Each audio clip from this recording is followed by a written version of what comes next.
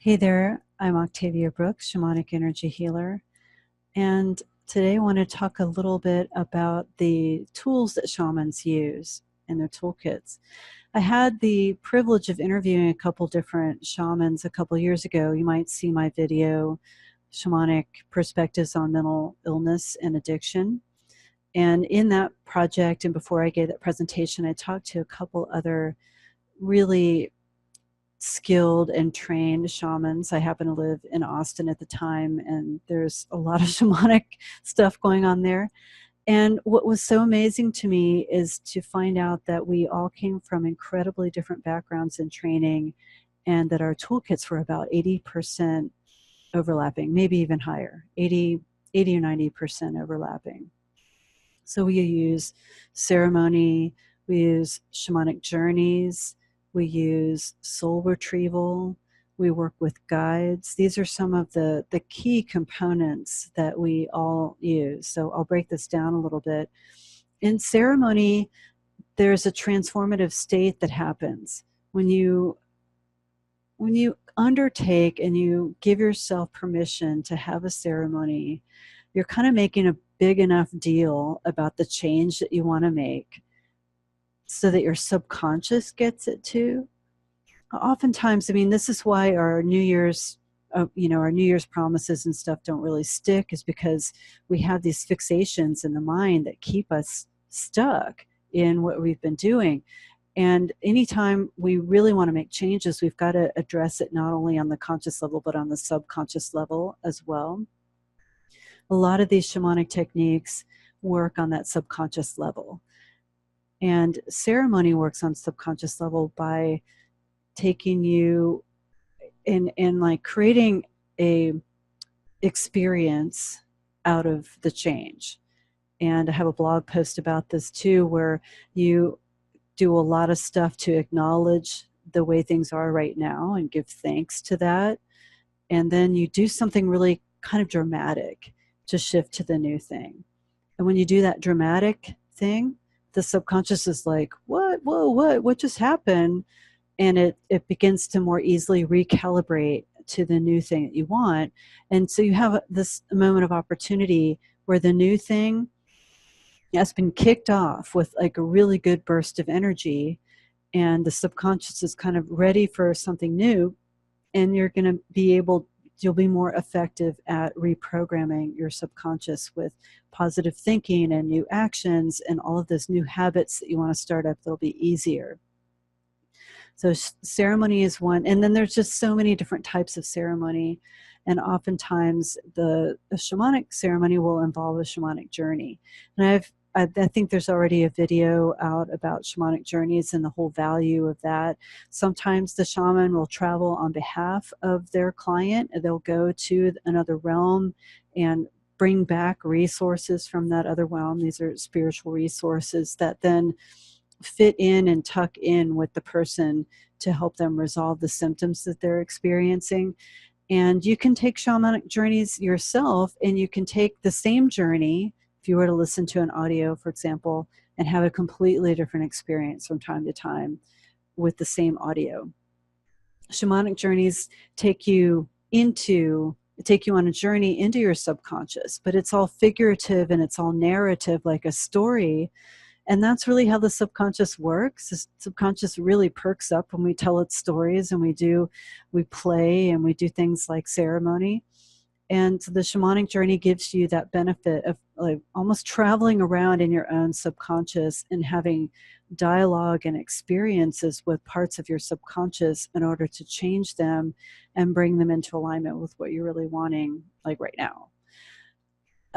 So I want to talk next about soul retrieval.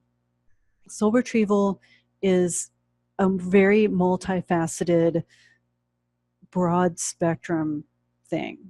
In essence, soul retrieval, the idea that you could have lost your soul, the idea is that your energy, your life force energy, is bound up behind some type of traumatic event. And the traumatic event could have happened in a past life or in this life, or maybe in the past life, creating a pattern in this life. And you shut yourself off. So it's a form of dissociation psychologically. You weren't safe in that situation, or you got hurt, or you were at threat, and so part of you just left, you know. And there's a lot of different reasons why parts of us leave. Some of it is really classic to psychology, like you know, the only way you could stay safe in that situation is if part of you shut down. And then some of it is a lot more subtle.